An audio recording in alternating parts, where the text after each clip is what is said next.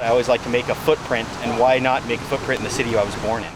It's only fitting. If you want, you tell me when you're ready. You can pull the slack out of both of them if you want.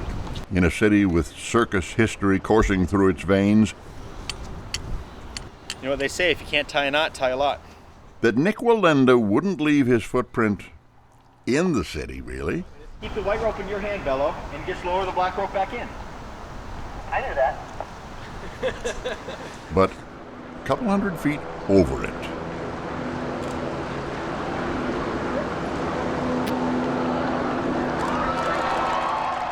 I can't imagine doing anything else as a career. This is my passion. This is what I love to do.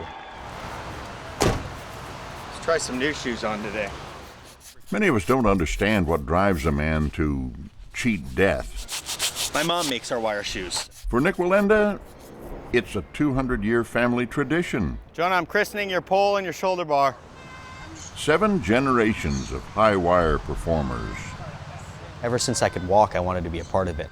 I remember being very small and saying, "Mommy, let me walk across the wire." And she would take my hand and walk me across and walk back.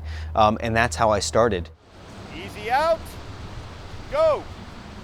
Dangerous stunts are part of the Wallenda creed. Safety nets and harnesses aren't. Stop. Does the thought ever come to you, this may be the last time?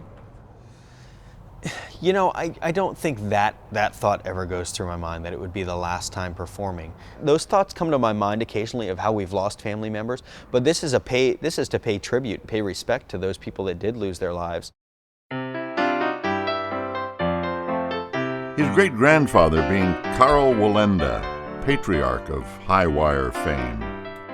It's kind of funny that it really is, it's in our blood. It's something that I don't even know how to explain it. It's just something that comes from within, I guess.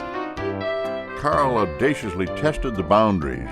His daredevil stunts garnered gasps and ovations and the attention of circus magnate John Ringling.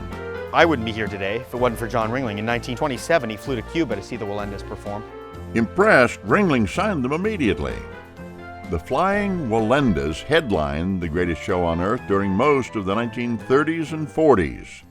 Actually, my family lived in the Catazan, which is John Ringling's house over on the bay, for a couple years. While they were in and out of town, they would stay there. In 1947, Carl Wallenda created what became his signature stunt, the 7-person chair pyramid. A tradition kept alive by his great-grandson today.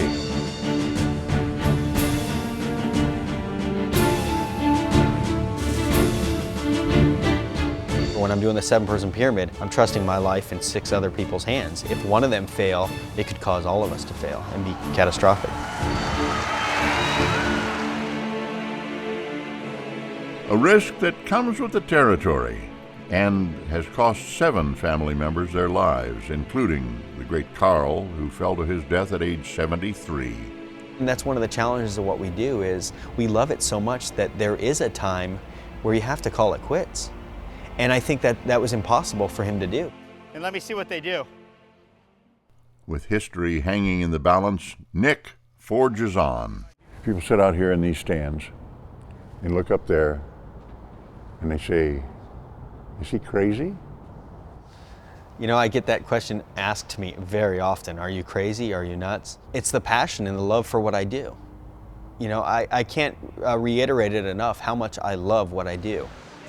Actually, I do think at times, am I crazy? Look at what I'm doing. You know, it's so surreal. It's just life. Okay, pay attention to the wire. Very good. A life his family can't imagine any other way. Every one of them walk the wire. They all have passion and desire for it, just like me, and you can see it just kind of in their blood that they want to do it. You got it. Just pay attention. As a parent, I want to push them away and go, you know what? I don't want to see my children risk their lives on a daily basis. I'd rather them go have normal lives. That's what I consider it, a normal life, because I think I live a very abnormal life. His wife, Wallenda, sees it differently. If he was sitting behind a desk typing, then I'd be like, he's crazy. But this is who we are and what we do and what we love, and I can't imagine changing it for anything else. This is normal. said like someone who knows a bit about the high life herself.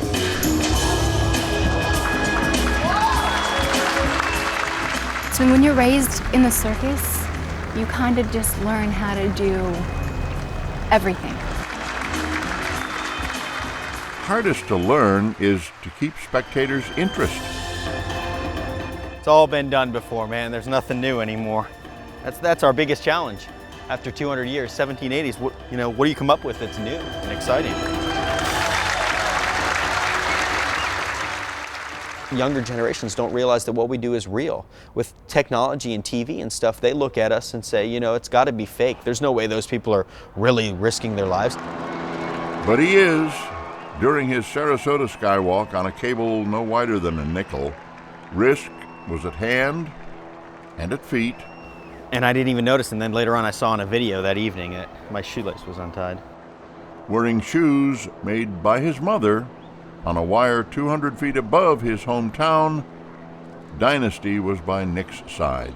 This is something that I need to carry on. If this many people are interested in what our family's doing and what they've done, this is something that I need to continue on doing, and that I honestly love to do. Fearless and proud, Nik Wallenda walks on, leaving an indelible impression wherever he goes.